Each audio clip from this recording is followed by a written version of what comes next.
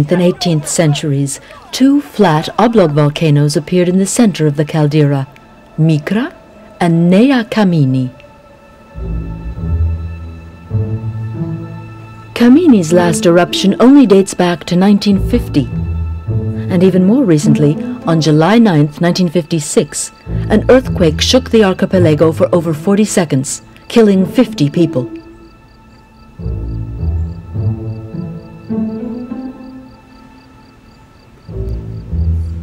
Santorini is unique.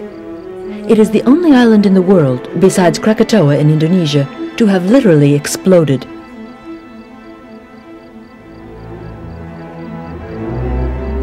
The birth of a volcano at sea is a relatively more common phenomenon, and can even give rise to diplomatic incidents. In 1831, a few hundred kilometers away, a volcano arose from the sea between Sicily and Tunisia. The Italians named it Ferdinandea, the English Gran, and the French Julia. All were hoping to appropriate it, and tension mounted. The volcano, however, restored the peace a few months later by disappearing back into the sea.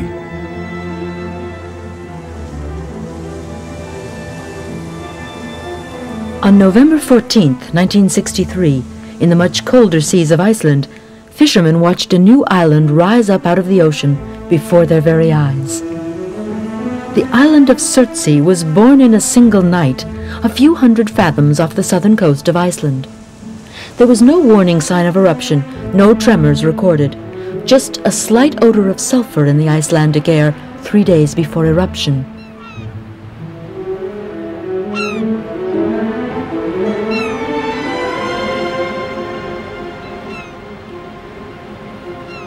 The island didn't immediately take on the appearance it has today. It grew, its contours changed, due to the eruptions that for almost 3 years periodically rocked the crater called Surtur. Less than 2 years after the volcano's birth, researchers observed the first traces of plant life on the island. Seeds carried by the wind or birds were thriving. Surtsey is now an integral part of the Westman Islands, the Vestmannaeyjar. All the islands in the Westman archipelago were formed by underwater volcanic activity, but Surtsey is the second largest, just after Haimaey. Just a few kilometers away, 10 years after the birth of Surtsey, this island was the stage for a major episode in volcanology. No one around here will ever forget the night of January 23, 1973. The Hengvellir, the sacred mountain, a volcano everyone thought extinct, suddenly burst open along a 2-kilometer line, and 20 fountains of lava began belching from the gaping fissure. The entire city was threatened by the flying volcanic rock and molten matter that was blasted hundreds of meters into the sky. During this eruption, a new volcano was formed. It was christened Eldfell. The lava flow was stupendous. Millions of cubic meters poured over Haimaey, suddenly enlarging it by over 1 square kilometer. The eruption lasted 5 months. A large part of the city was buried beneath the lava and cinders that spewed out of Eldfell. Thankfully, the inhabitants remained calm, and with the immediate proximity of the sea, there were no victims.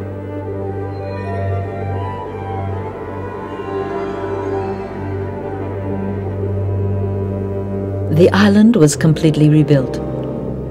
Several gutted homes were preserved as a constant reminder that in this part of Europe, more than in any other, volcanoes should never be considered definitively extinct.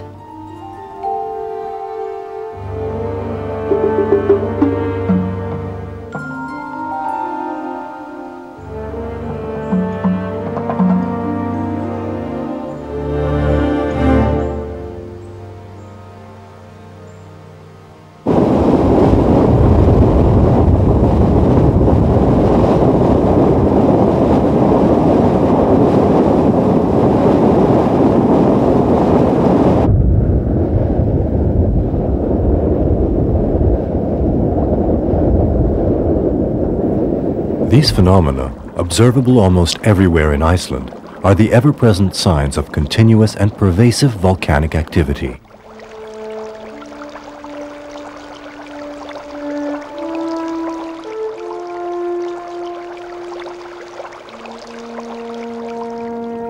When not in an eruptive phase, the great Icelandic volcanoes are not extremely spectacular. Often hidden by snow or ice,